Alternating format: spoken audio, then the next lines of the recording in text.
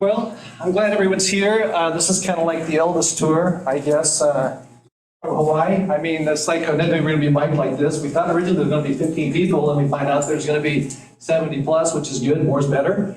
So, as Mackenzie said, I'm Rick Burton, I'm the Director of Student Services. They say I'm the Senior Director of Student Services in South Lomco. I guess I must be a freshman, sophomore, and junior version as well. But regardless, that's the title I got. I work with some amazing people. I want to introduce over here Mr. Ryan Jepson. He's our behavior coordinator. So what Ryan does is all of the amazing work. Now, part of our discussion today isn't just talking about children, but how do we get to where we're at in managing some of the most tenuous, difficult things we do on a daily basis. So Ryan is a behavior specialist and a behavior coordinator for our district. One of the roles that he has specific to being K through 21 is he has expertise in working with students that have serious emotional behavioral disabilities. He works with developmental disabilities with students that are in our developmental learning center. He does a lot of parent meetings, and as we talk more today, we're going to talk about some of the things that we have that are working effective for our district, but more to also touch on some of the things that you do and the daily rigor and the things that you typically encounter. And we're just going to maybe do some snippets and give some feedback on things we've observed and what we do. So at any given point in time, Zoom or whatnot, if there's any questions, we want you to feel free to interrupt us because the person doing the talking is the person doing the learning. And so anytime you guys have any questions, just stop us. It's no problem. We're happy to do it. I guess we have up to 1:30. Is that what I was told? One? Okay, well, I get a little anxious there, huh? You're like, no, we're out here by 12. Hurry up. Okay. So anyway, let's get right into it.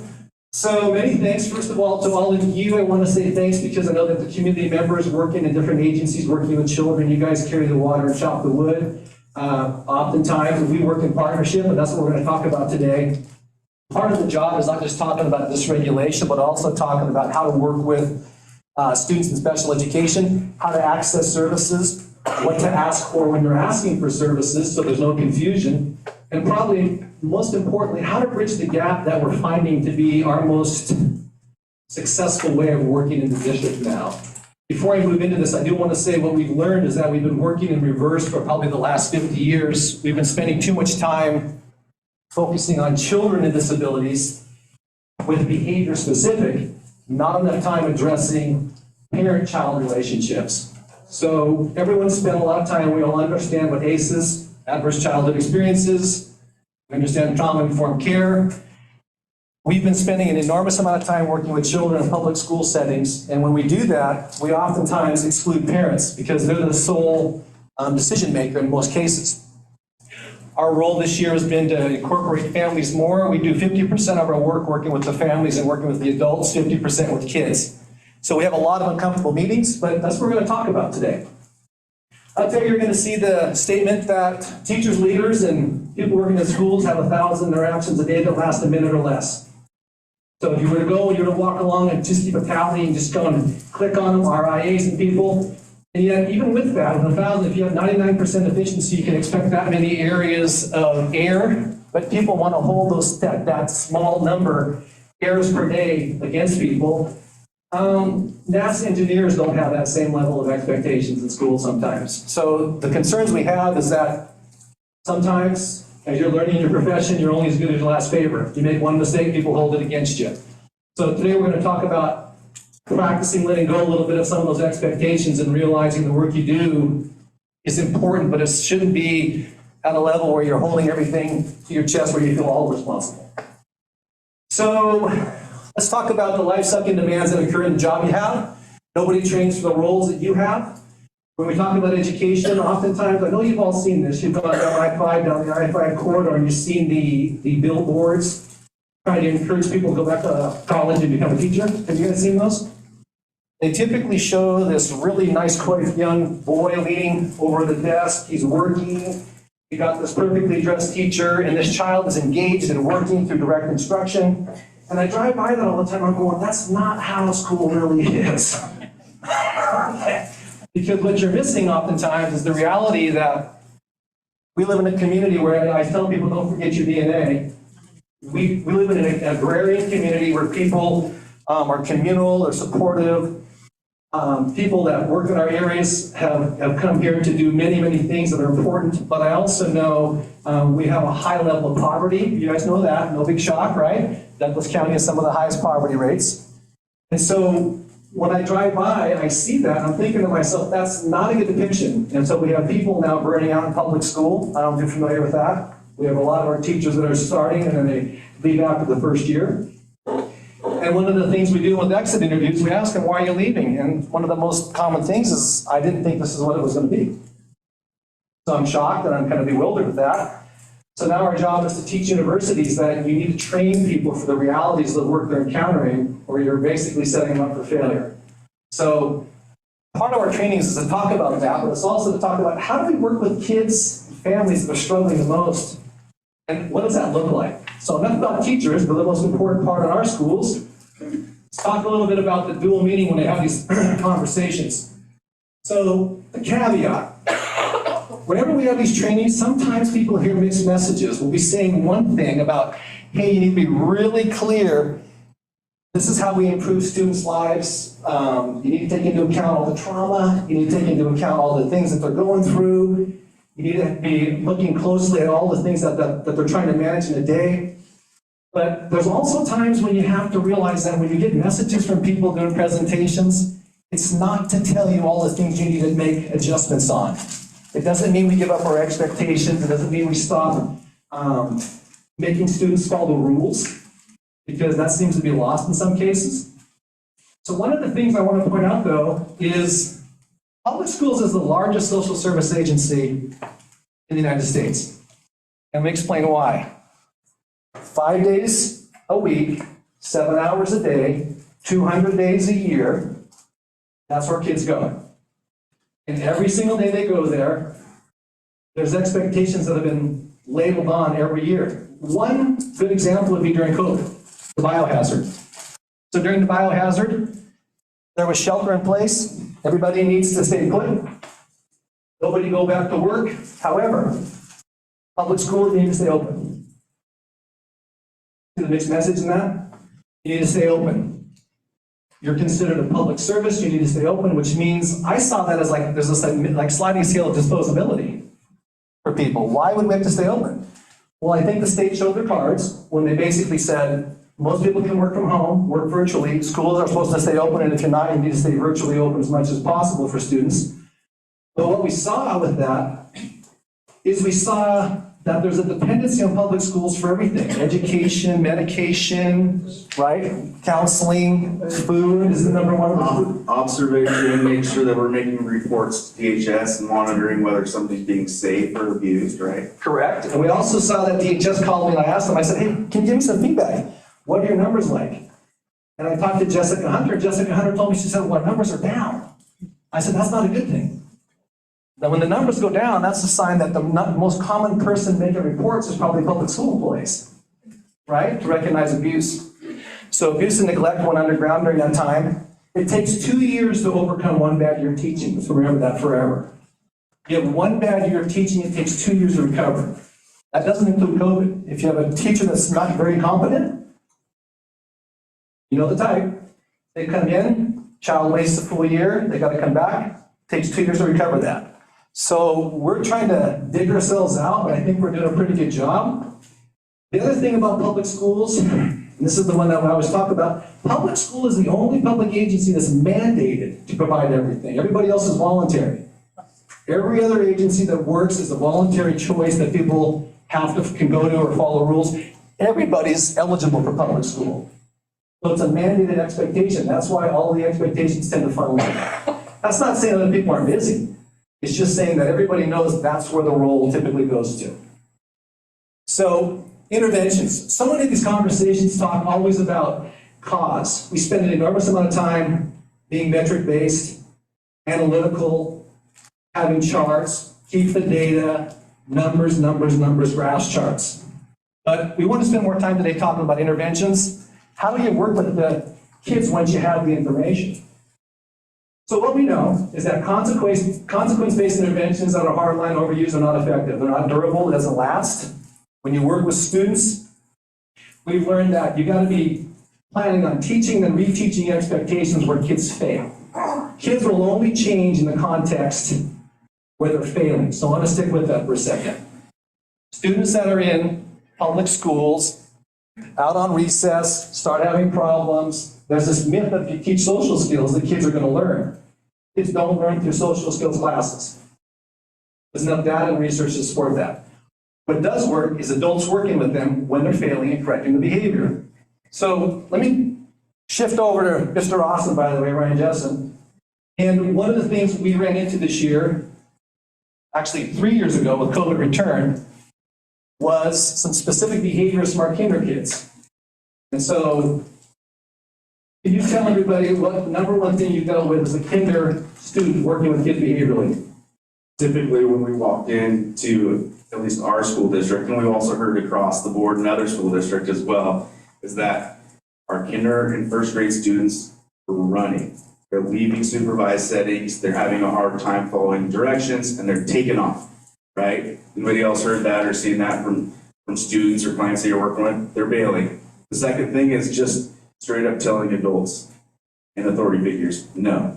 Not because they're emotional, not because things are hard, but everything was kind of more of a request, right? Hey, bud, pick that up for me. No.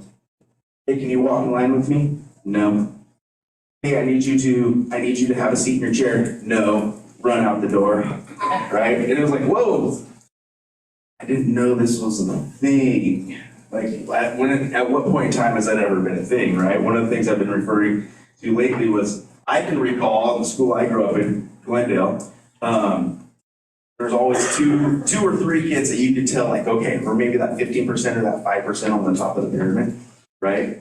Like, okay, we could all kind of name those youth. Now we're talking about 3, 4, 5 kids in every classroom that are struggling with trauma or some sort of barrier as far as their behavior or their family, right?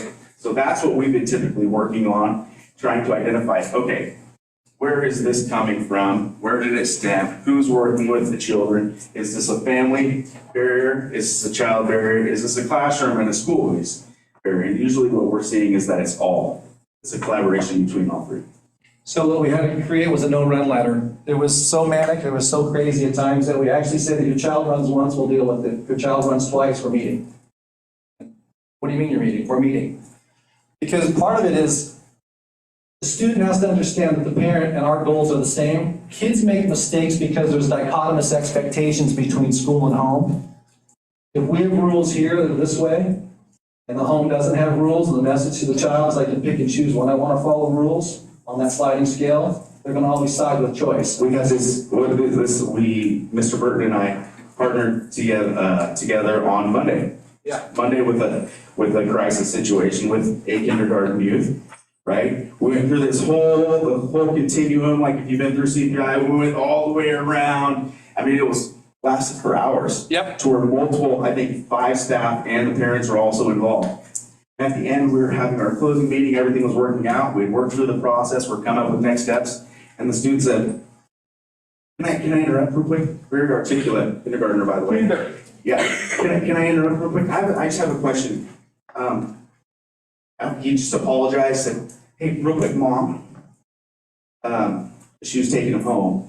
I said, Mom, when we get home, can I play the Xbox 5? And she said, well, we have to talk to your dad about it, but until he gets home, we'll play Uno, we'll play your Game Boy, we'll do whatever you want.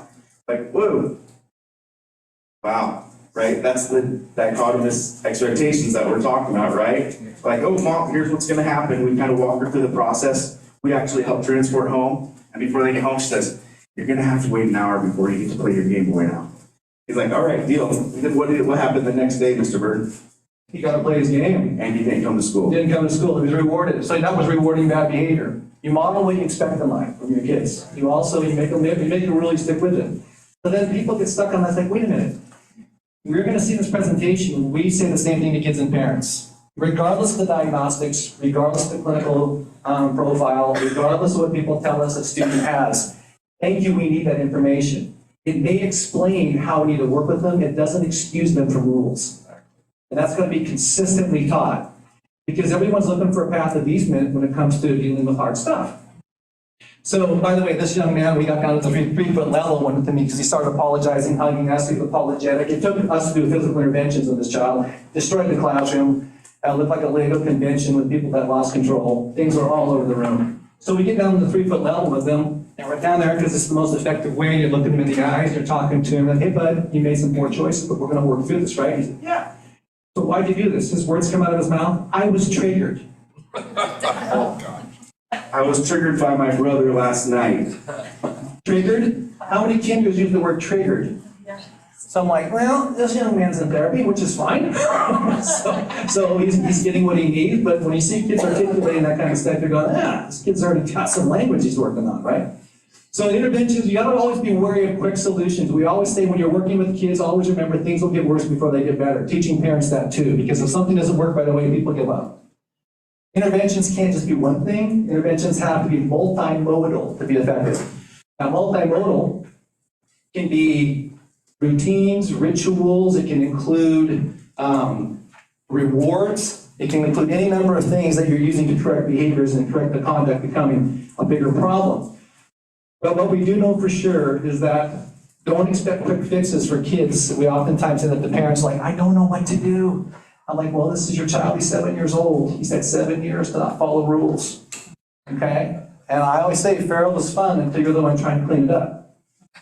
Because when kids are running through the school, it makes it difficult. And one of the things that we spend an enormous amount of time doing is having hard conversations with parents, but that's the partnership we're gonna get into. One of the things that we see is that when you work with children coming from scattered households, the number one thing you're going to hear a lot about as well is ADHD. You're going to see we have a frame when we work in public schools, we say the same thing. We'll get calls from administrators. They're calling us manic. Hey, I need you to come in here. There's a problem. I'll say, who is it? They'll tell us who it is. Okay, what's the problem? Well, he's doing this, this, and this. And I always say the same thing. Different kid, same problem. It's not a one-off. It's never a one-off. It's usually the same conduct behavior we're seeing from a lot of our children, ADHD, oppositional defiance disorder, but burgeoning conduct disorder. By the time they get into the latter years, right now vaping's a big one in the middle school. You can have cultural and climate changes there because of the drugs and stuff that's going on that we're dealing with right now. But when we say different kids, same problem, there's nothing disrespectful, immoral, or unprofessional about that. We spend an enormous amount of time working with children trying to find some way to individualize everything when we know it's the same diagnostic across the board. So when you hear me say different kids, same problem, they'll say, well, why do you say that, Rick? I said, what did you do last time you had a student like this? The administrator said, well, we did this, this, and this. And I said, do it again. Different kid, same problem. So nothing's a one-off like we try to make it. So what are we trying to do? This is a statement I want people to think about. We try to teach this to our kids, though. It's kind of important. A setback is a setup for a comeback. In all seriousness, teaching parents the same idea when we partner with similar goals. The number one way we find success with parents is not telling them what to do, sitting down with them and asking them, what can we agree on? What do you think that we both need to agree on? Then you hold the parent to that with the child as a goal, and we make that goal universal across all areas.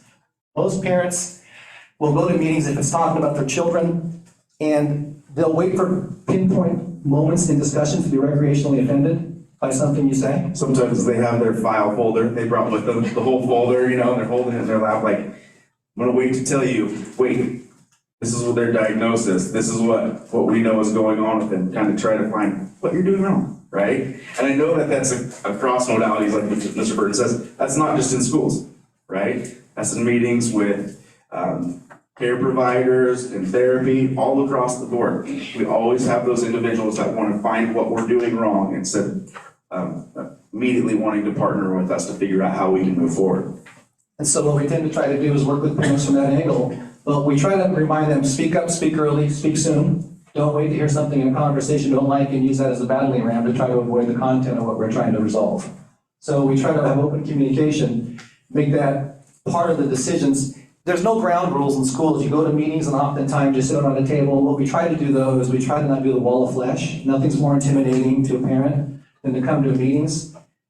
We also started every meeting with something positive. If you start a meeting positive with the parent, anything you say after that, they're gonna hear. But if you start a meeting just chipping away at their child, talking bad about them, telling them what they're doing wrong, reflecting on the work that they're not doing well as parents, they're done listening to you. Well, and oftentimes, where do these meetings occur, right? We ask a parent to come to a meeting, it's either in the principal's office or in a conference room, and what was their last experience, most of these parents, when they were in the principal's office, right? It wasn't for somebody to work with them to help overcome some barriers, it was punitive, right? They were getting referrals, they were getting suspended, talking about expulsion, and now they're like, here we go again, I'm defensive, I'm ready to throw down. And then we have to overcome that by talking about what's going well, and then how can we help you, how can we support you as a family to be successful?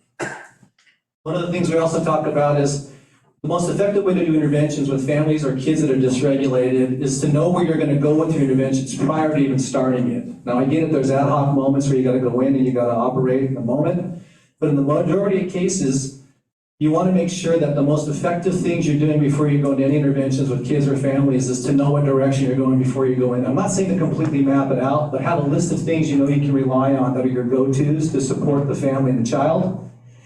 Kids who struggle in developmental learning center classrooms, special ed rooms with apathy, not caring about what they're doing, they often disconnect once you start correcting with them because that's what they've used to avoid communication or avoid preferred, non-preferred activities. So what we tend to do is we work harder with these kids early on, and one of the things you're going to see is that the most effective way to work with kids is that use of extrinsic and intrinsic rewards are helpful, but you got to learn to wean kids off of the extrinsics. So let me be really clear about that. Our work has been showing that kids coming from poverty or kids with failure to thrive, kids that are having significant traumatized backgrounds, or kids that don't have anything like extrinsic rewards, which is, of course, you've done a really good job. Here's your token, here's your toy, here's your coupon, here's your points that you can spend at the end of the week. Those are things that kids like because it's rewarding through a token economy. And they tend to benefit from that because they see the rewards coming to them and they're earning it. But what we really focus on is we focus on teaching kids to appreciate and accept more intrinsic rewards from adults, which is the communication in the area to be able to talk with each other and to take a pat on the back, a high five, a side hug, and say, you know what, you're doing a good job and I appreciate that. We have enough evidence from the work we've done to see that the intrinsics have more lasting value. Extrinsics can turn into bribery. Well, the intrinsics foster relationships with other individuals, right? And what do we know, Mr. Burton, about trusted individuals for youth that are struggling? We know that the number one determinant of people being successful, not committing suicide, right, or graduating high school in general, is having the ability to rely on one or more trusted adults. That's the reality of it, whether they're at school, at home, in the community. That's why these relationships are so important. So when he's talking about winning off the extrinsics and starting to build those relationships, you know, okay, first you're earning stickers, now you're earning time with me, and you're building that safety net. Later on in life, we've all had somebody come up to us later on like, hey, thank you so much, right? I ran into somebody at Costco the other day. They're like, Mr. Awesome, like, huh? 23-year-old girl. Last time I worked with her, she was 7 in 3rd grade. Oh, wow, that was like my 2nd year of doing this. But she remembered our relationship, and it was awesome. Yeah, McCubbin did some research years ago talking about what's the single bigger factor in changing kids that are typically dysregulated. They did twin studies to find out what makes the single biggest difference in a kid's life. So in the process of this, they went all the way to the jails, they went everywhere to find these twins, and they wondered what was the determinant between those kids that were successful and those kids that weren't, but came from the same house. What is that? Why is it? Is it something to do with innateness? Is it something to do with whether it's an inborn thing? And as I did more research, the husband and wife team of McCubbin found out resiliency in children through adulthood had one common theme. And they said this was the deal breaker. The theme was this, and this is something to remember forever. Resiliency in most children coming from trauma or they're dysregulated is when one or more adults outside the family take a vested interest in them as a child or as a person and don't expect anything, including obediency. But they expect them to just be a partner in learning. And they said, well, what were the people that made the biggest difference in your lives? And the kids that were successful versus the ones that were not, is they named several people that were key components in how they became successful. Here's the list: teachers, coaches, clergy, best friend's parent. And then they got all the way down to 4-H leader, or different people that had a different view of them. So years ago, there was a guy, Larry Tobin, who really coined the phrase first hour needs that we have another training we do. And he talked about when he was working all the way through his profession in Alaska, he was learning quite a bit about, where do kids typically fail, what's the catalyst, what causes failure. So he tells a story about when he was in high school and he was a problem. And he said, I was a problem guy. I got in trouble all the time. And I got lit up all the time. And he said, but I also like causing problems with teachers. But I had a special relationship with my English teacher. He knew me personally. We talked about everything. We talked about hunting. We talked about sports. I became friends with him, and I really admired this teacher. So one day I'm in class, and he says, Larry, can I see you out in the hall, please? He says, yeah. So he said, I stepped out in the hall thinking we were going to talk about something cool. And he pulls me and he gets into my face and he says, hey man, look at me and listen to me. He said, I sat there dumbfounded and shocked, and I looked at him. He said, I just came out of the teacher's lounge, and my peers are telling me that you're in their classroom, and you're tearing the place up, and you're acting like an idiot. And you know what? I'm not okay with that. And he said, I started getting emotional, and I didn't know what to say because I was being dressed down by my favorite teacher. And he said, the biggest change in my life was when he looked at me. He said, Larry, what bothers me is we're friends, and even though I'm your teacher, I care about you as a person. And he goes, I think the thing that bothered me the most is that I'm a single guy, I don't have kids, but if I had a son, I'd want a son just like you. And it bothers me when you do this. Knock it off. He said, I was an angel every day after that, because I learned that there are other people watching me that care about me differently. So that's kind of some things to think about. So let's talk real quickly this last bulleted item. Explain what they did in changing unwanted behaviors as they do it. It works. Kids will internalize change when you take the time to explain to them what they did to make the change and how they did it. That means not being held to the tyranny of the clock. Make the time to tell them privately, hey, after they've decompressed, they've gone back, you can say, you know how you corrected that problem? You took 5 minutes, you stepped out, you took your deep breaths, you took a time out, you thought about it, you worked through it on your own, you self-assessed. Thank you for doing that, man. What did you do? How did you do that? That then starts the wheels rolling in the kids. But if you can tell kids what they did and how they did it immediately afterwards, it sticks. We have proof of it. That's what we do constantly. Then you have something to refer to later on when you're intervening or working with this youth, right? Remember what you You're feeling afterwards. Like, remember how that felt? That was awesome. Everyone's so proud of you. You were proud of yourself. That was amazing. Like, you have something to refer to and to bank on moving forward. And just remember, children never asked anything of significance, never developed the courage to take healthy risks. So that means it's not just school-based stuff. The most effective intervention is working with kids. Don't just focus on public school and how they do in a content area. The most effective people like children, work with children, want to see them develop certain skills that aren't just academic. Part of that's just teaching life skills as well. Kids with low skills require teaching. This needs to happen before true learning can take place. One of the things we also talk about is kids are really perceptive of picking up bankrupt personalities and also counterfeit personalities. There's a lot of adults that work with kids. Kids that come from trauma know how to read adults really well because they've been down the gamut. They know when someone's patronizing them, regardless of their age. They know when someone's reading them wrongly. They know when they're just kind of like someone just going through the steps, going through the phases. They know real adults, and we sometimes think they don't. But when they start picking up on counterfeit behavior from adults, they start shutting down and won't work with you. They know genuineness and they know kids that care. So we oftentimes say, if you make a relationship with a kid and you genuinely care about them and they know that, when they're at their worst possible moment, you can withdraw like a bank the relationship you have and use that credit you have with them to help change behavior. But that means investing in them when they're not in trouble. Well, and doing what you say and saying what you mean. You're not willing to follow through with it, don't say it. You say I care, you better show up, show them that they can trust you, that you're going to be there. You say I'm going to be here tomorrow, you don't come. Next time they're not going to believe you when you say it's going to happen. And we do all know though, through the course of our roles, we have crises that come up, meetings run long, we get a message that says, hey, I need you to leave, we need you here right now. We know those things happen, but it's not making sure those don't occur. It's being able to communicate and apologizing and letting them know that they were your priority, right? These are the things that happen and how you're gonna help make up for it moving forward. Because that's what's happening a lot of times is we have, oh, I'll see you tomorrow, right, Alan? Mr. Sugarman's back here, right? We work in all the schools and say, hey, I'll see you tomorrow.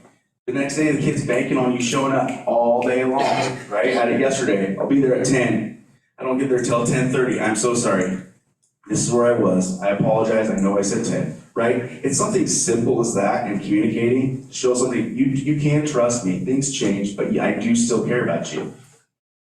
We also know that opposition to defiance, if you look at it in the larger scope, defiance and apathy are a byproduct of incompatibility between students and adults. As much as people don't like to hear this, there's something incompatible in the relationship, the routine, the structure, the expectations, the interest you have in the person.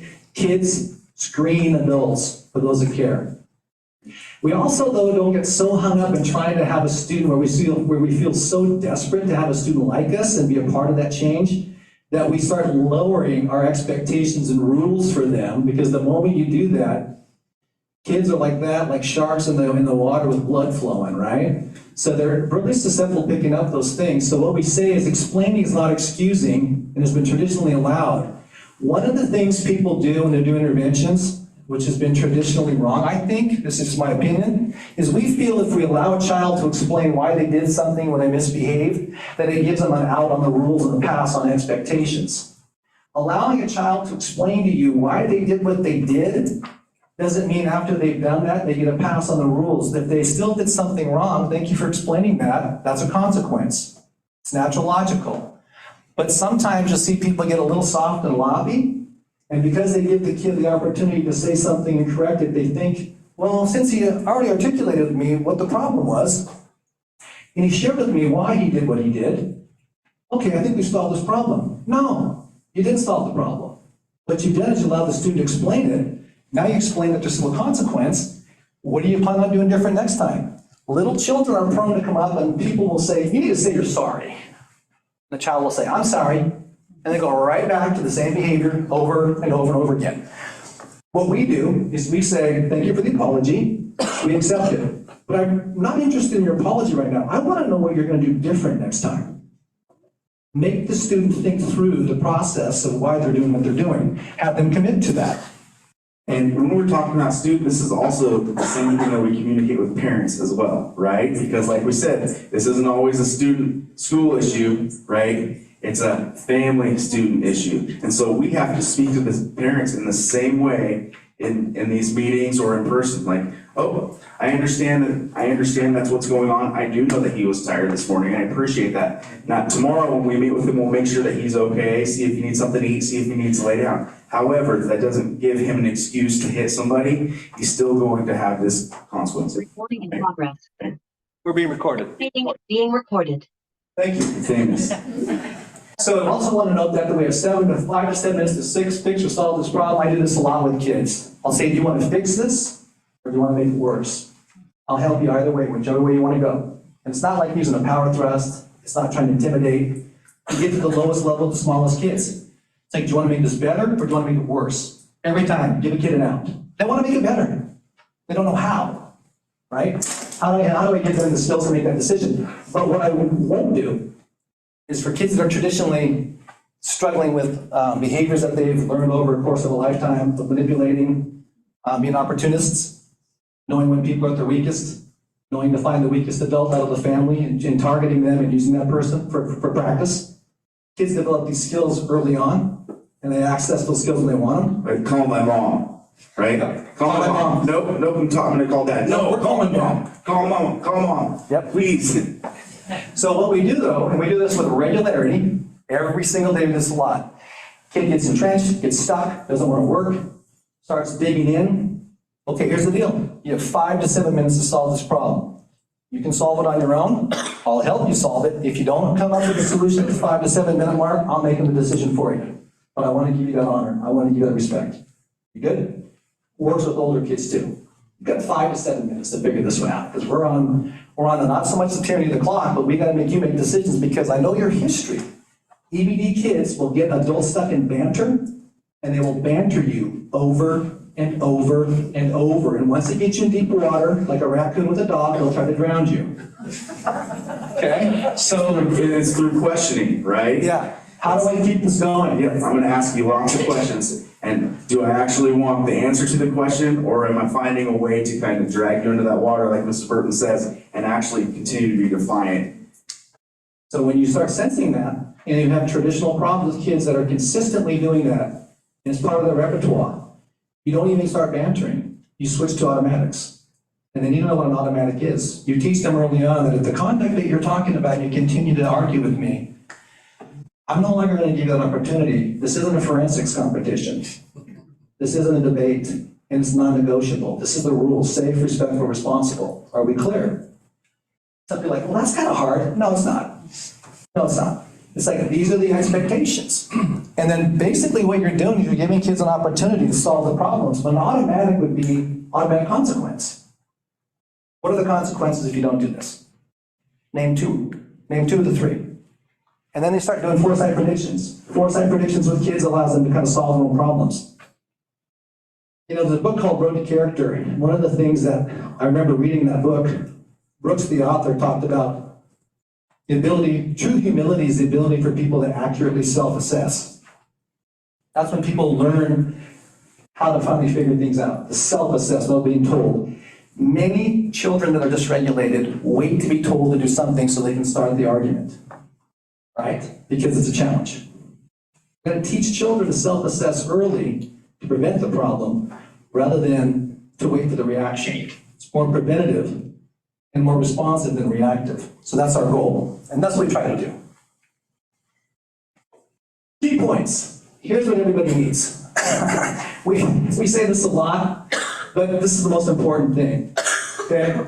This goes for adults and children. Every single human being, mostly kids that are dysregulated, we find they're really lonely. Most kids that are dysregulated, there's always a thread of loneliness that's stuck in their life, because they can't fit in with kids, they lack social skills, they lack the connectivity.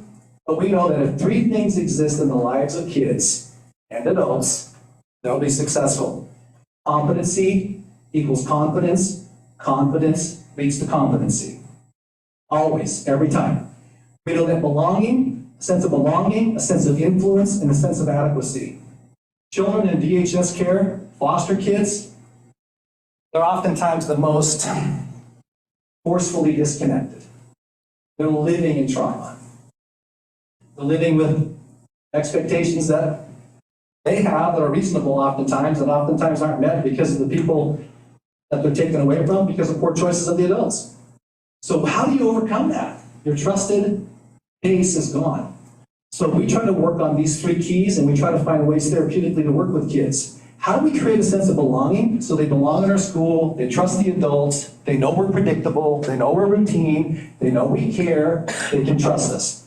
I'll start. Sure. You can't assume that every kid who's not acting out has those things, right? It doesn't always look like the blow up or the meltdown or the runaway or the screaming or the tantrum. I was with a young man the other day, and the teacher's like, hey, there's something. You know, we're in March right now. We're almost in the 4th quarter in 2nd grade, and I took the student aside. I'm like, she said, I think you need to build a connection with somebody else. Through that conversation, I learned this young man literally has no connection with anybody at school. 0. No friends.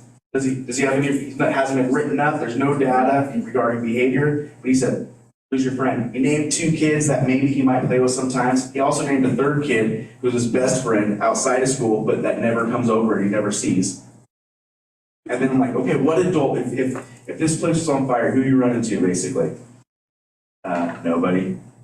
If you had to pick one, he couldn't name one person, right? This is his 3rd year in school. We're almost through 2nd grade. Couldn't name one person. He wasn't mad about it. He wasn't upset about it. It was actually a real matter of fact. So I walked back to his teacher and was like, okay, we need to switch gears here. It's not because he doesn't want to do the math. He just has zero buy-in with any person. He doesn't feel adequate. He doesn't feel like he has belonging, influence, or adequacy in any area. And right now, I don't think he's ever known that that is actually a thing, right? He's just walking around. This is what I'm supposed to do. I don't care why I'm supposed to do it. I'm just here. So then kids develop the why try, why bother.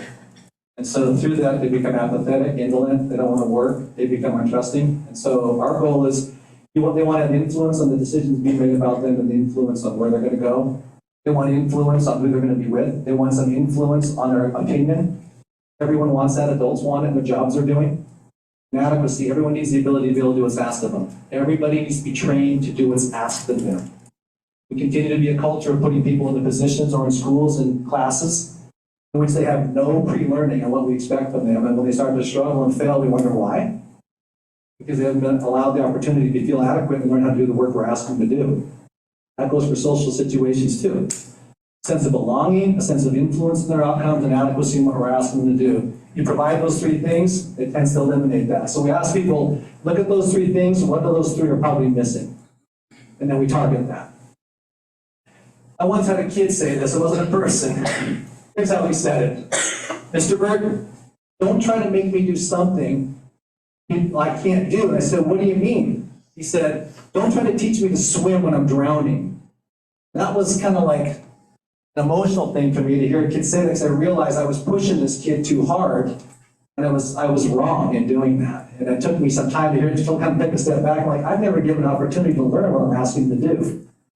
Pretty brash in me, ignorant. So sometimes you got to take a hard look within and say, we don't know everything. And this gets tricky with as children, the families age, right? Because then we start getting them older, elementary school, middle school, even high school, and like we assume, okay, you're 14 years old now, you're 15 years old now, you know how to do this. That's not always the case, right? Some of these 14, 15-year-olds have done exactly what we're talking about and haven't had anybody intervene prior and just assume that they are aware, or that because of their age, they have learned it symbiotically. However, right, we still have to teach. We can look at that 15-year-old, that 16-year-old and say, have you learned this? How can I help you? Who are your people? Where are the barriers? What's next? Where do you want to be? Up here, I drew just a quick triangle. You're going to see this at the end of the slide presentation, but it's typically one we want to address right now. You're going to hear through the course of discussions, there's nothing worse than, Lee Patterson once told me, former superintendent at Roseburg, he said, Rick, I don't want to hear any more three-letter acronyms, and it's for sure a sin to use four-letter ones. He goes, never ever use acronyms, just say it. That's okay. But we all have acronyms we use in our trade. You guys do, everyone does. Oops. So here's what we look at. This is a tier 1. So when we talk about tier 1 interventions, you hear tier 1, tier 2, tier 3. You're going to hear that sometimes it means like, what are they talking about? Tier 1, tier 2, tier 3. Tier 1 interventions are we follow the PVIS triangle. This is the green zone. For those that don't know, I'll make it quick because those of you do, I don't want to bore you. 80% of children, adults, adolescents will follow the rules with consistency. We know that. Data supports it, pretty consistent. Green zone. Yellow zone's 15%. 15% of those kids that are kind of burning, pushing up, the 15%, that's yellow zone, those kids will suck the life out of you. Those are the kids that are always on the cusp, creating a lot of problems. They will wear you down. Because what they're doing is they're chronic and consistent and persistent enough to cause problems every day and all day long, but they do just enough to not get fully in trouble or reach the top pinnacle, which is called the tertiary level, which is the red zone.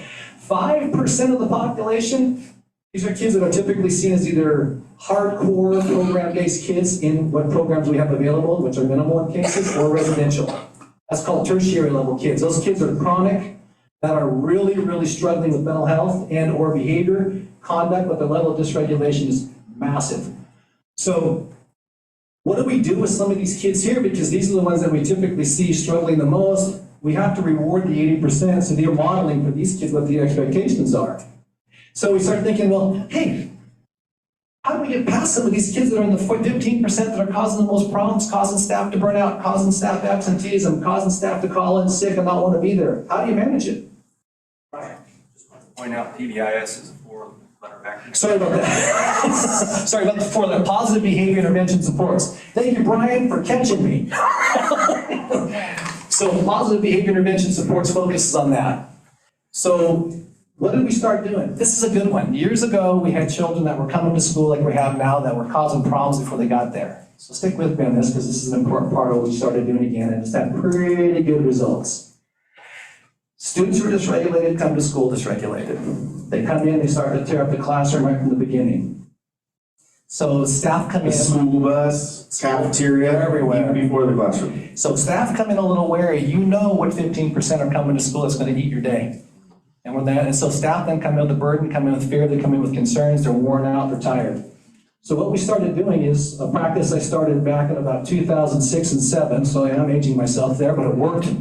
And so we started with the chronic persistent kids. They're not just going to come into school and start tearing stuff up. We're going to restructure the dynamic of their day, and we're not going to be apologetic about it. I always tell people, I'm not dog or bounty hunter. I don't issue apologies for doing the right thing when you need to, okay?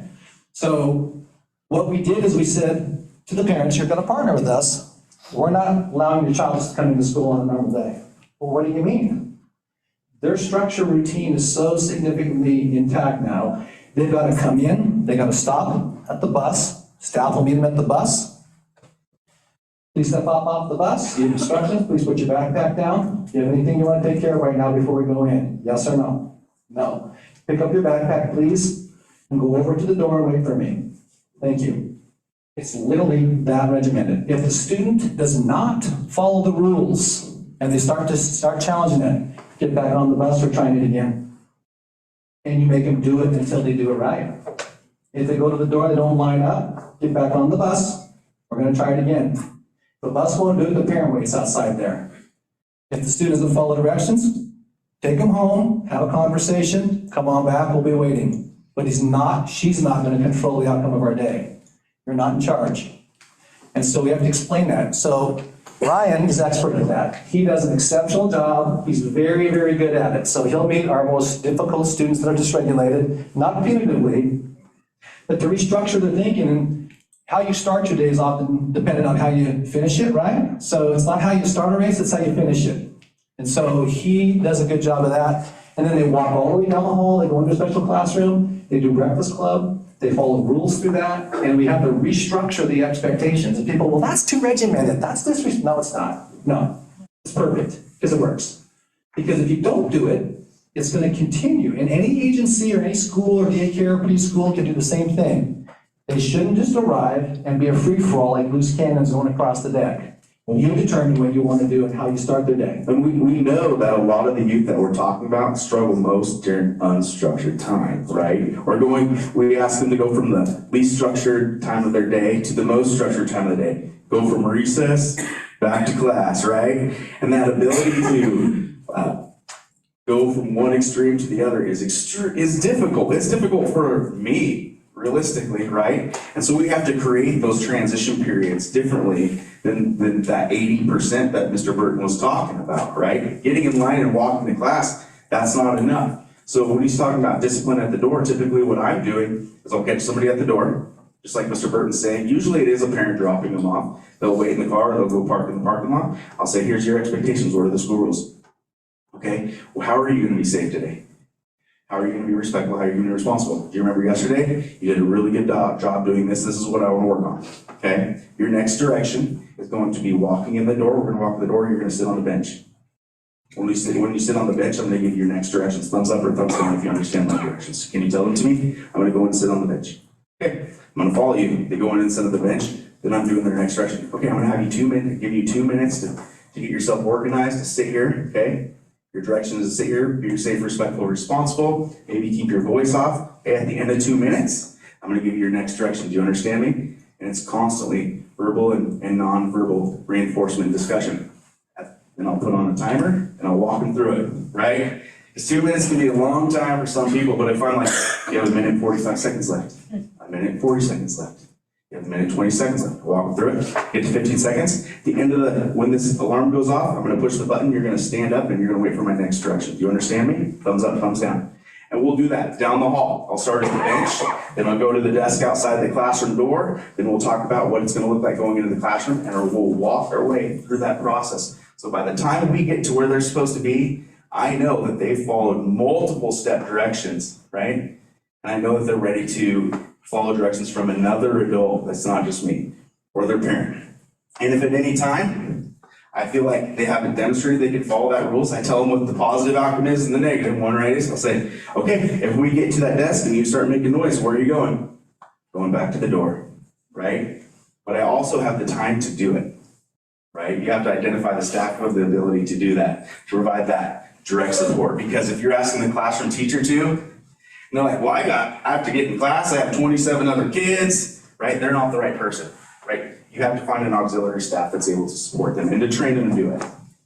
Right, which goes back to that I was saying.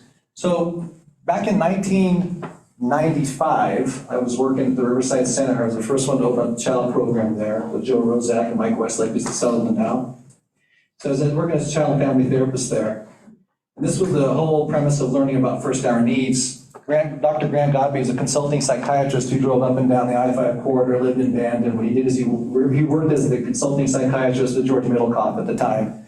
George Middlecoff worked at the adolescent. Dr. Godby worked at the child program. Had a kid named Justin one day get off the bus, and I didn't know Grant Godby was watching me, but this what spurred the whole thing. Spurred the whole thing about working towards first hour needs. So I see the student get off the bus, he's got a citation in his hand, he looks back at the bus driver, he's cursing the bus driver, I'm like, oh my gosh. Okay, so Riverside Center was, of course, a center that was a day treatment for children that were emotionally disturbed at the time. Now it's EBD, emotional behavioral disability, and they always had significant family trauma. Just disjointed families, systemic home-based problems that were profound. So Justin gets off the bus, he starts walking towards me, and I can see he's hot, and he's just fired up. And so he starts walking towards me, and I said, Justin, come here.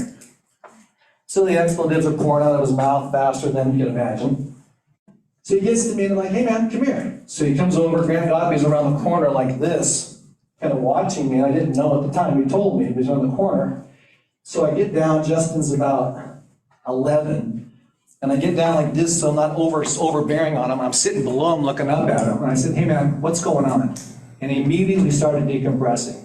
He said, my parents were fighting last night. They were drinking. It's not even my parents, my mom's new boyfriend. He's abusive. I was up all night. I get up this morning, there's no food. I'm wearing the same clothes I wore yesterday. They're stained. I stink.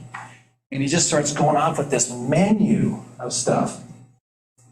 And so I'm looking at him like, this guy's not going to start fresh today. There is no way he's going to make it through the day, man. So I looked at him and I said, hey, come here. I put my arm around his shoulder. I said, you're going to be okay. I promise you I got you today. He said, really? I said, yeah. I've got extra clothes in there. Go put the new clothes on in there. Take your time. Go clean yourself up. There's no rush to get to class.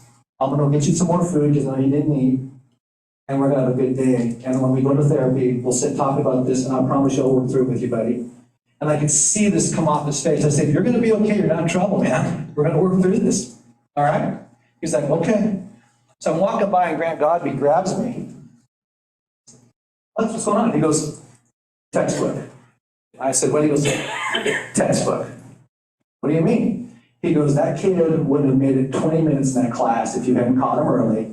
Met his needs right off the bat, cleaned up the problem. He felt safe. He felt assured that you were there for him. He knew you weren't going to punitively hammer him. You didn't care about the bus citation. You didn't bring it up. You didn't add to the dilemma. You didn't add to the burden. You had enough common sense not to be stupid like that. He goes, I love to see that kind of stuff. He said, I just wish people would recognize that when someone's coming in already burnt, don't burn them a little bit more. Have enough common sense to recognize that. He goes, that was awesome.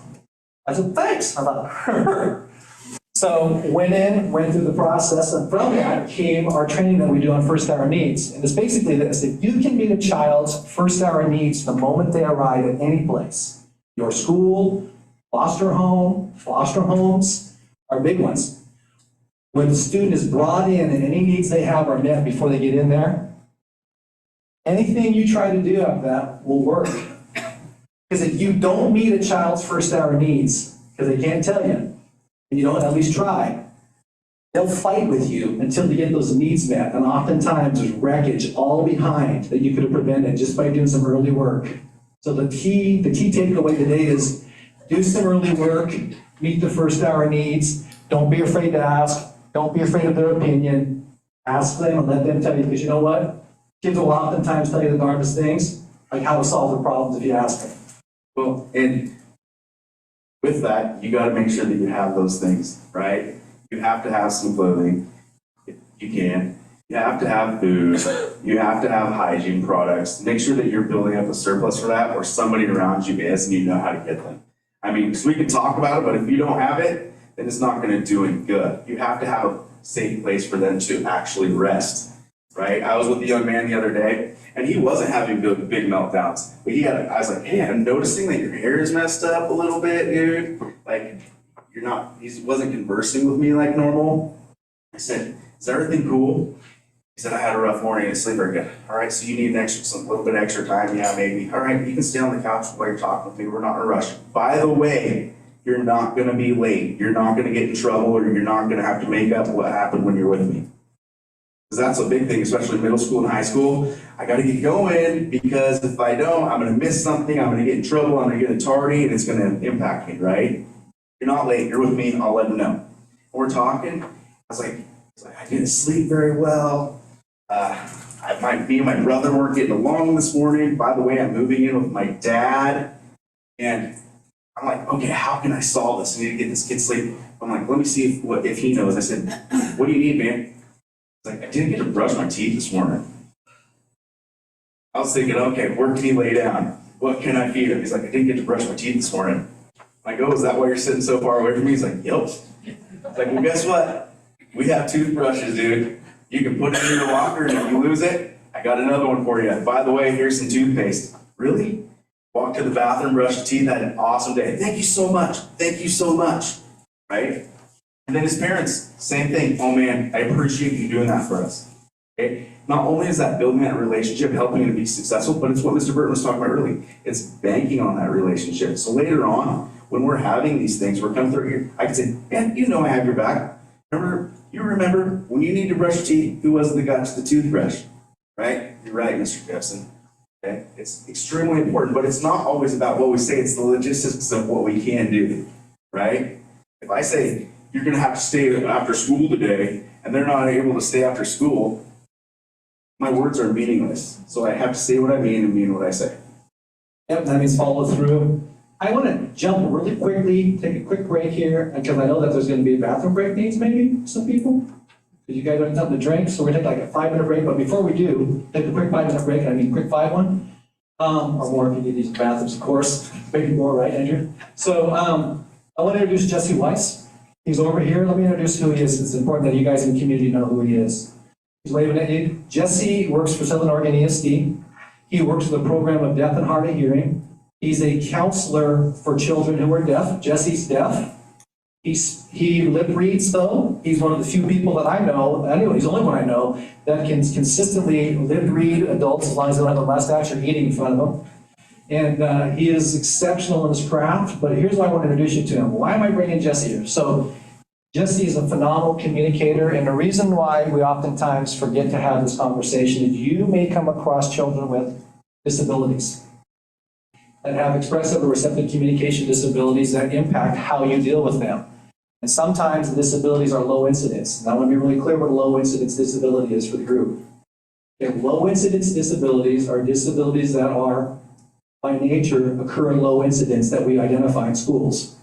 A low incidence disability could be orthopedic impairment, visual impairment, hearing impairment. It used to be autism spectrum disorder, which is no longer low incidence because of the rising rates. But these are disabilities that are supposed to occur in low incidence. A high incidence disability would be like an SLD, specific learning disability, like reading, math, or written language.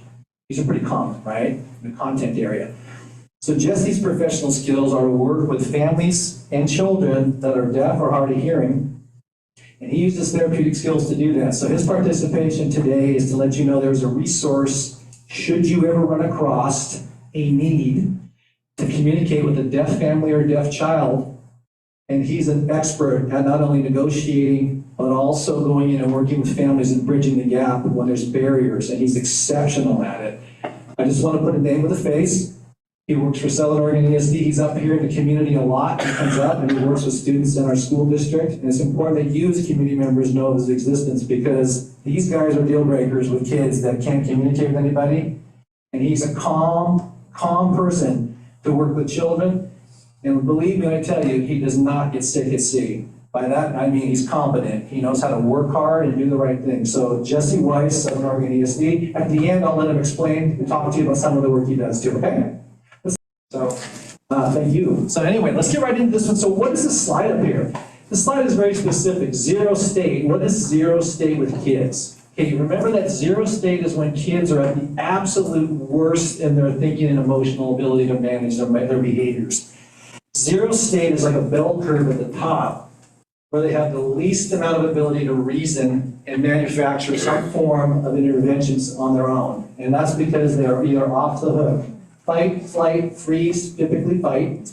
And it's children that are incapable of making decisions. Gotta watch how fast I'm talking. Our interpreter's gonna get carpal tunnel. So, sorry about that. Sorry, Sean.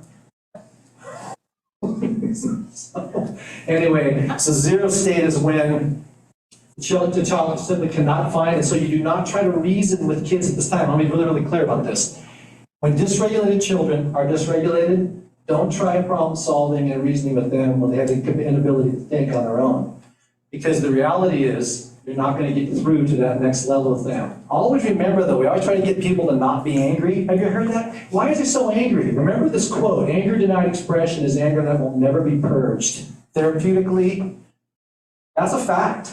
Anger is never going to be resolved if you don't let kids demonstrate it. There's this weird sort of myth we have that people should never be angry. What's an emotion? And it's driven through something that's either inconsistently supported in their lives. Anger denied expression is anger that will never be purged, so you got to give kids an opportunity to safe space to do what they need to do to work through it, and then help them understand why they feel the way they feel. And then try to find a way of helping some resolution with that. But I always say anger is pain, always has been and always will be, and it reflects a form of hurting. And it's not complex. We're mammals. Biologically, we're all driven the same. Some people reason better than others. Some people manage their emotions better than others. But just remember, pain is pain. Physical pain hurts, emotional pain hurts. Regardless, pain is pain, okay? So let's all chat real quickly. This is the point in the training where we need to address the obvious. And this is not so much directed at any one person, but this is how you improve systems around kids that are struggling. What happens at this point in the training, we talk about what puts you under stress. A lot of your stress you deal with is peer created, not child created. So why am I bringing this up at this point in time? Well, how we support each other is essential in the work we do. And so one of the things we do, and we talk about in our profession where we work in our schools, is we say, there's a slide later on, you never, ever, ever allow somebody as a parent to talk bad about anybody in your agency. And let me tell you why it's important, not just because it's professional and ethical. You never let somebody, sorry to use this word, crap on a peer. And let's be very honest why. Parents will oftentimes, in areas of dysfunction, working with children, look for some sort of alignment with somebody working in an agency, working with an advocate, working with somebody to come in and be a voice or a sounding board for them.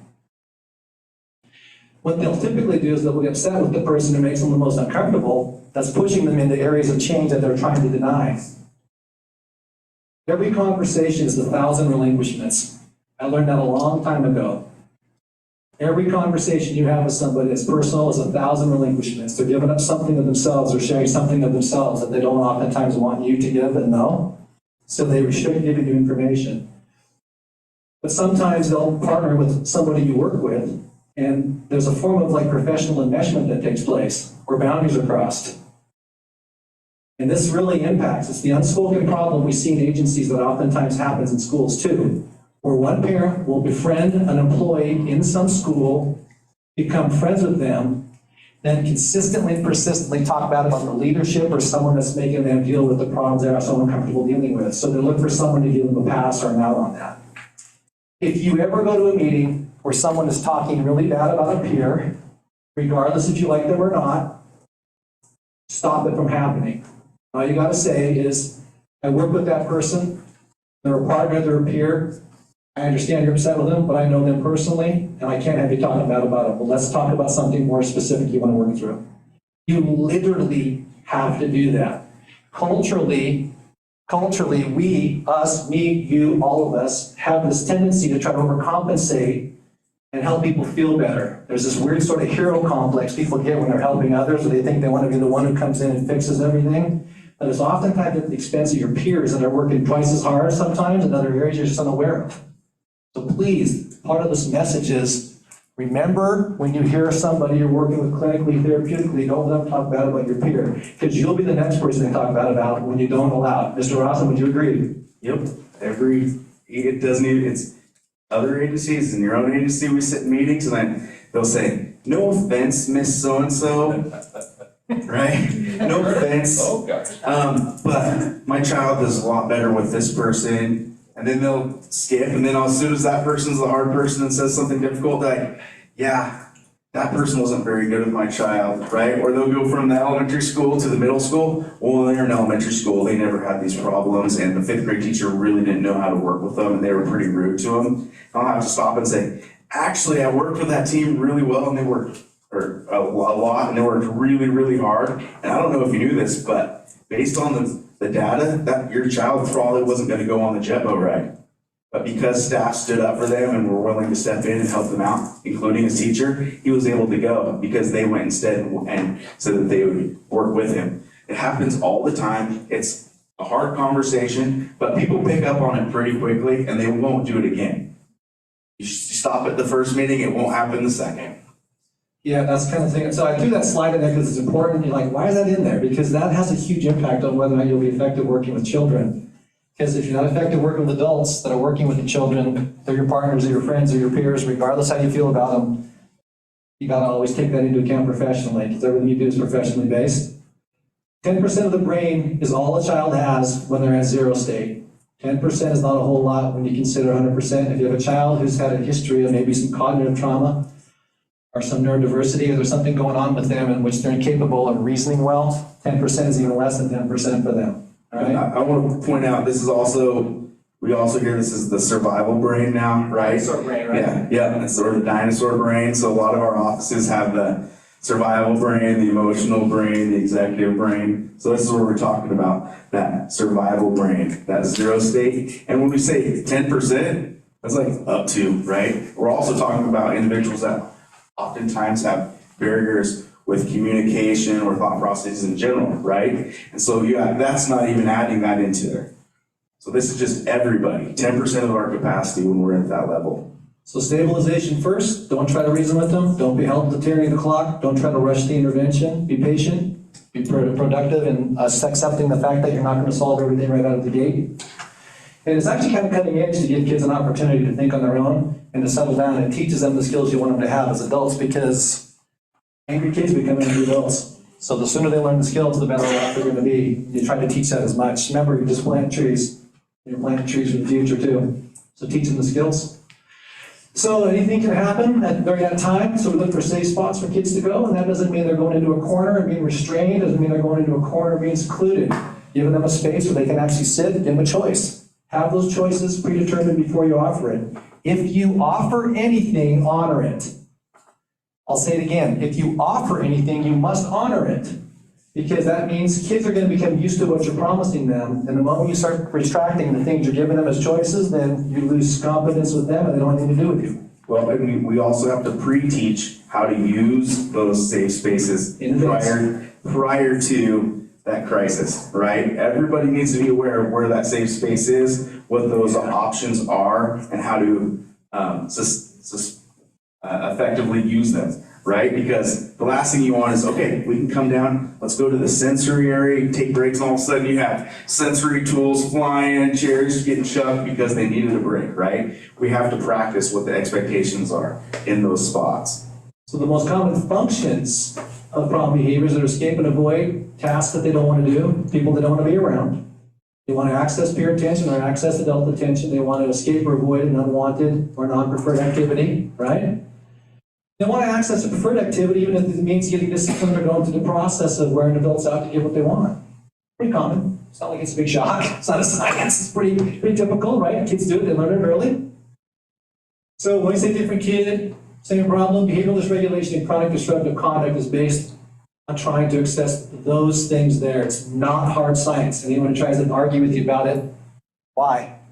The reality is that's what kids are trying to get when they have misbehavior, dysregulation, power, attention, control, or avoidance. It's one of those four, all four. What am I trying to achieve with my misbehavior, the dysregulated moods I'm feeling? What am I trying to obtain? Through the course of functional behavioral assessments, the who, what, where, when, why, and how the behavior occurs is oftentimes something that we want people to feel more comfortable accessing when you work with clients that have behavior problems. This is a good opportunity for me to say real quickly, because it's the perfect opportunity. There's this misconception about the use of special education and behavior problems. Years ago, back in the 70s, there was this watershed moment. A watershed moment where they actually conjoined all behavioral problems in public schools with special education. Okay? So through that process, there became a lot of confusion. And in that confusion was this assumption that every kid that has a behavior problem automatically qualifies for special education or Section 504 under the Americans with Disability Act. I want to break that myth today if I could, and say that just because those programs have traditionally been conjoined and dovetailed because of past practice doesn't mean because a child has a behavior problem, they automatically need to be referred for special education. They need to be referred for a behavior support plan or a functional behavioral assessment. Because we know for a fact in our country that 75% of kids qualify in one or more categories just by going through the process of evaluation, and many times they don't need the service that they qualify for. Which again creates this system of overindulging kids and teaching them that if you can rely on a disability you may not have, but a behavioral problem we're trying to work through. And what we've done is we've conjoined these things and melded them in this menagerie fold of things that's hard to unravel once people get emotional about it. You follow me? So I want to be really clear about that. Special education is very specific, and public schools, just so you know, many people don't know this, public schools are funded at 11%. 11% of kids in special ed are double weighted funding-wise because it costs more to educate kids. Anything over 11% comes out of the general fund for special programs. 85% of all public school budgets, 85% goes to people. People, benefits, insurance. 15% is for overhead. Most people don't know that.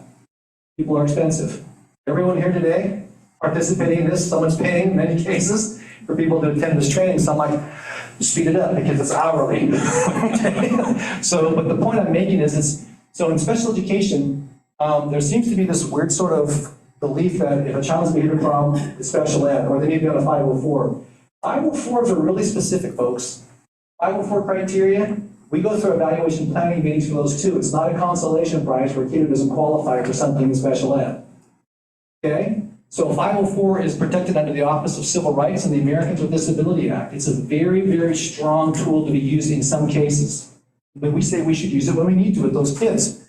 But we don't want someone just throwing out acronyms or numbers every time a child has a problem to try to resolve the problem in education like it's a disability. It could be family trauma, behavior support needs. It's not a special education need. So I want to be clear, that's okay to come and ask for that though and say, can you explain this for us? So enough said about that, I belabored it. Punishment doesn't work, it doesn't address the problem, it's not corrective, it doesn't teach corrective options, it damages trust with kids, it never works, because if punishment worked, the same kids would be lined up outside the principal's office every day getting the same consequences, right? We know it doesn't work, we continue to do it.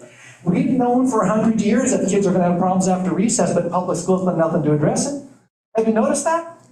So when does the functional behavioral assessments tell us kids have the most problems? Right after recess? Do we do anything to improve recess strategies? After No. lunch, during breakfast. No. Right? So we're the only agencies that know when the problems occur and continue nothing to address them and allow kids to fall apart during the most critical times. Why don't we have structured recess times, activities, art, or things that kids can choose as options rather than fall apart in recess? Not too bright. I know, we're not too bright. So, but I do want to point out that that's something we need to address more in public schools, right? So let's talk real quickly about how it undermines relationships. You punish a kid, they don't trust you anymore if you're constantly doing that. Then they see the teachers, the punisher, not as a collaborator or the person working with them.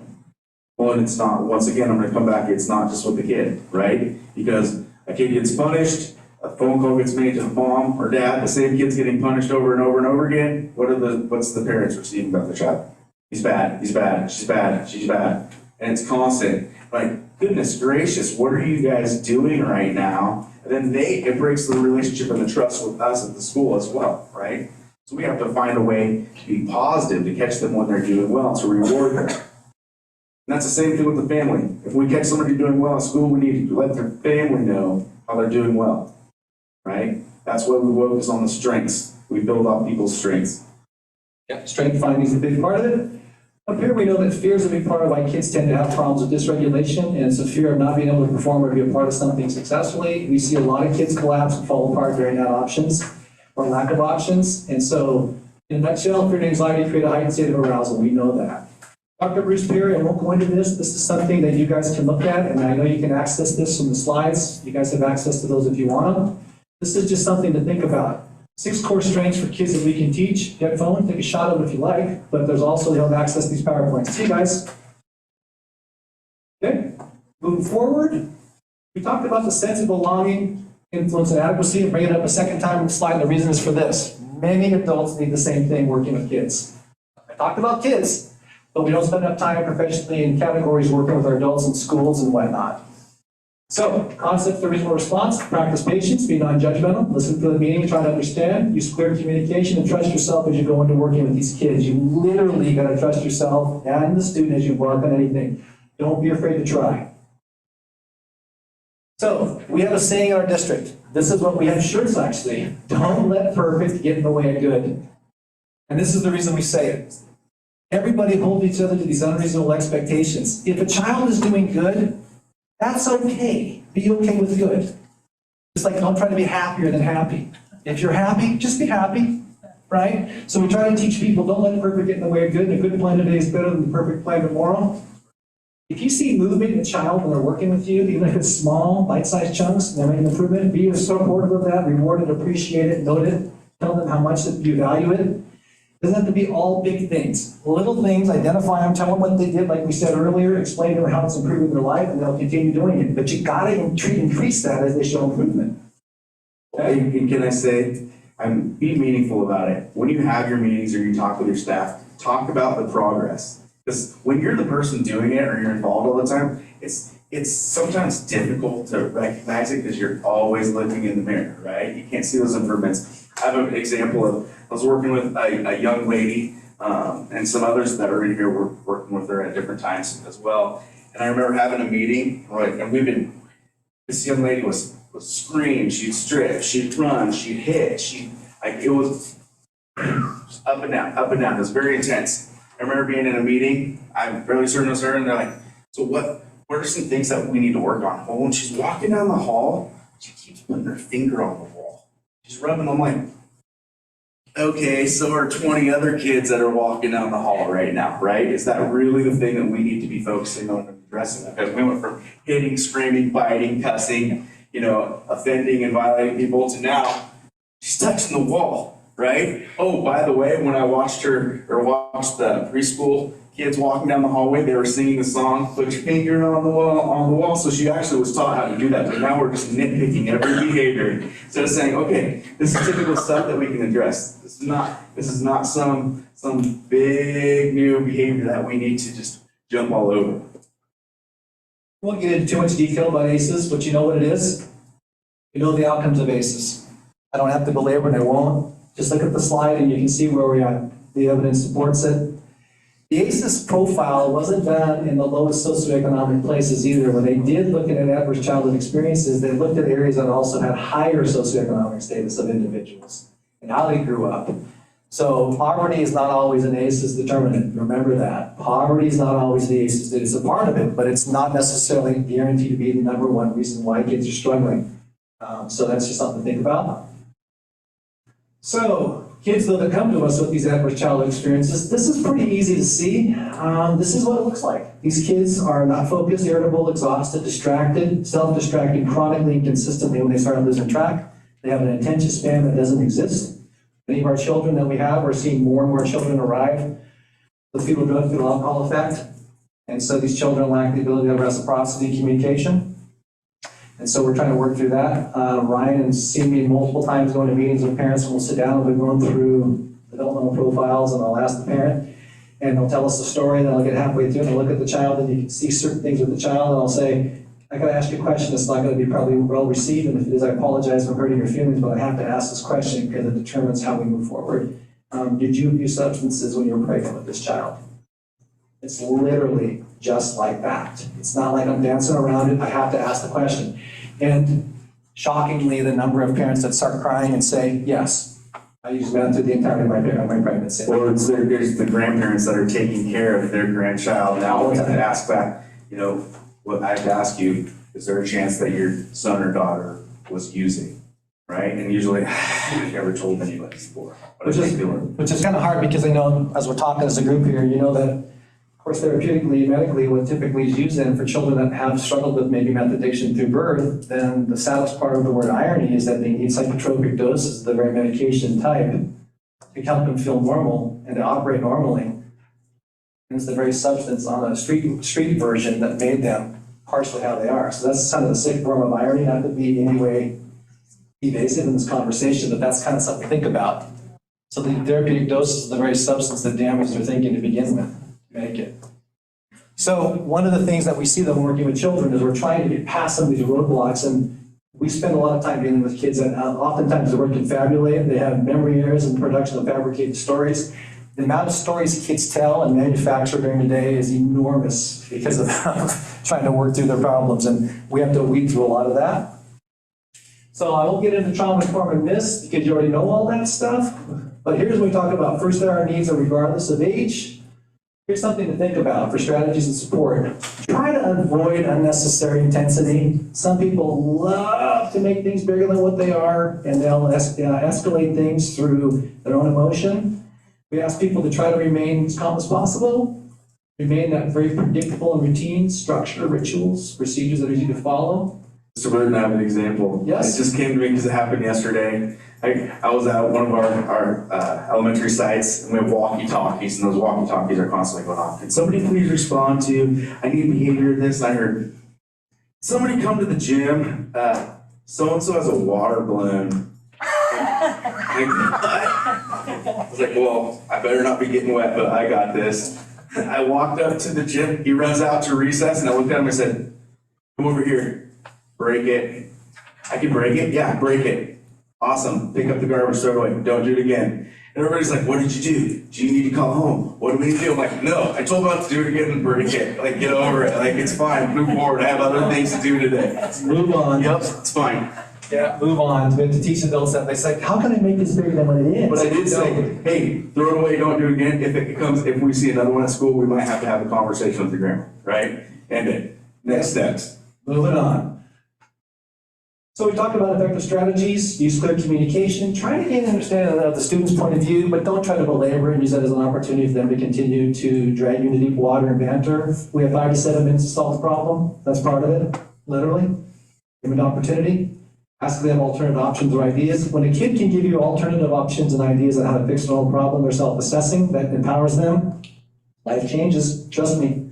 But ask them. We don't ever do that very often. It's okay to do it. What options do you have before I come up with some? The kids are oftentimes aghast that you ask it, but you ask it and say, I'm giving you an option.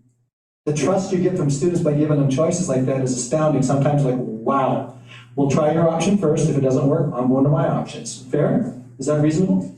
We literally talk just like that.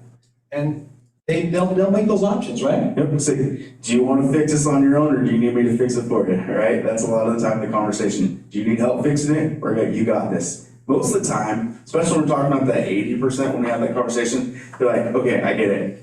I'll fix it. And you never have to address it again. And this is the one that we typically deal with, choice or control. This is huge. This is one of the big takeaways from today. Choice or control is to eliminate kids that are dysregulated through manipulative behaviors and seeking appeasement out of something. We say, you can choose to do these things, or you'll do something, and we'll say, you're making a choice to do this. It's a choice.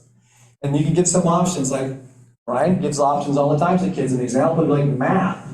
Kids are like, I'm not doing my math. Well, that becomes a function of the behavior. The kid misbehaved during math class. He escapes math every day because of misbehavior, goes to a separate room, falls further behind. Kid never goes back to get the work he's lost. We start a foundational floor of failure. Kid never receives any more instruction on the stuff he's missing. He falls further behind, and then we start this purgatory. The kid's stuck in the middle of never learning and never earning. And all he's learned is how to escape things he doesn't like.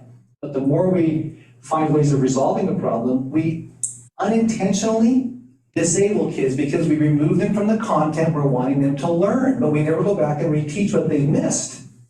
Follow? Well, and I always like to say, and it's helped me because we talk about burnout in our fields, right? It's pretty high. People get stressed, overwhelmed. I know there's people in here that feel that way right now. One of the things that everybody says, don't take it personal. Don't take it personal. But it's hard when the kid's like, you just don't like me. You just don't want me to go to recess. You don't want me to get to play my games at home. And it feels like we're placing a consequence or a punishment on them. When it's not. I'm not doing that. I'm just facilitating outcomes. Okay? I offer the choices and I facilitate the outcome. It's their decision. It's their choice. Youth and adults. It's that way. And I'm just like, nope, your choice is. You make the choice. It helps me to step away from it because I'm giving them the option to make that decision. I'm not giving it to you, you're choosing. If I do this, I get this. If I do this, I get this. That's the outcome. I'm facilitating the outcome. That's all. Explain what positive behavior intervention supports are. Dr. Dale Myers, we work with this. This is probably the most important philosophy. We have 3 rules in our district. 3 rules can be followed anywhere, in any place. Be safe, be respectful, be responsible. Parents, please put this up in your house. They put it on the fridge, they put it on the kid's door, they'll put it anywhere in the house. Be safe, be respectful, be responsible. Why do we say that? Every rule in society falls under those 3. Everything in society, was it safe, is it respectful, is it responsible? And we actually do corrective action with those words, and we help them understand. Every kid in our district, I'm pretty proud to say this, you ask them when they're working through something, what are our 3 rules? Be safe, be respectful, be responsible. Sometimes they say it begrudgingly, but most of them will actually say, I know what they are. Well, did you follow those? No. You want to correct them? Yeah. But part of those 3 rules did you not follow, you think? Well, I wasn't safe. I was running. Are you going to run anymore? No. What does that do to us? Makes you guys afraid I'm going to get hit by a car. Right.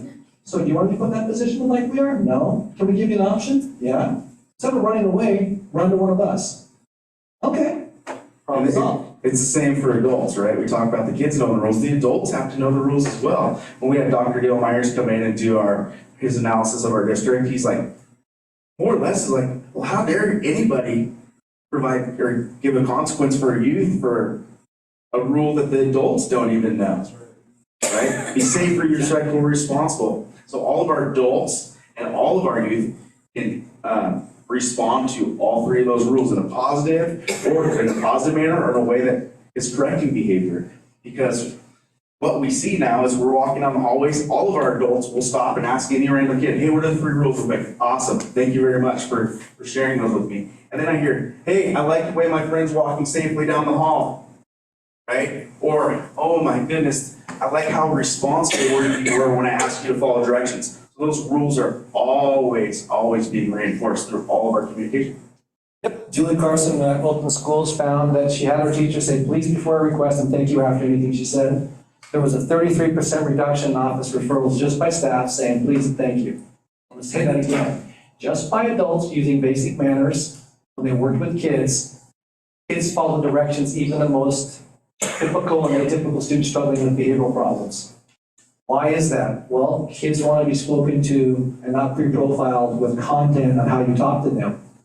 So if you can say please and thank you, they saw massive changes in behavior, 33% reduction in how kids respond. Key elements of PBIS is this: gathering information, using strategies, collaborating as teams, teaching in the community. That's what we're doing. That's what it looks like. Remember we talked about that? That's exactly what it is there. There's your continuum. That's when we say we don't refer for special ed. If you ask for an FBA, BSP as a staff member, if you ever do, which you can and you should, if you see it, that requires consent for evaluation. We don't just do that. We have to get consent from the guardian, the foster parent, or caseworker. Okay? We don't just do them randomly. So here's the big takeaway today as well. You basically need to do 4 things in public school or college to be successful. Everyone else pushing carts around, selling all their goodies, like what you know, all these scientific ways of dealing with things. It's a ruse. You need to do 4 things to be successful in anything you do, from kinder to PhD. Show up, behave, pay attention, turn your work in. People love to make it complex. They love to make it really hard to follow. Strategies, all these things. If you're not successful in any of your programs, you're not doing one of those four. Well, is school supposed to be easy, Mr. Bird? No, school is supposed to be difficult. We ask kids to come in. There's a little bit of scar tissue that develops from failure. We expect kids to learn to fail as much as be successful. We fail every day. I fail every day at things. We fail, but you know what? We knock it out of the park a lot. And I will tell you the most important thing you got to do is teach kids the ability to develop scar tissue and resiliency through failure and support them through it. Don't always make it easy on them, because easement just teaches kids to be petulant, self-indulgent, and they don't care about what they accomplish. Truth. So this is the big one. School's not supposed to be easy, but show up, behave, pay attention, turn everything in. That's who we are. We stuck around now for some questions. I really want to say thank you for coming to this today and taking the time. I'm sorry we went over. The bathroom break probably didn't help and we belabored some stuff.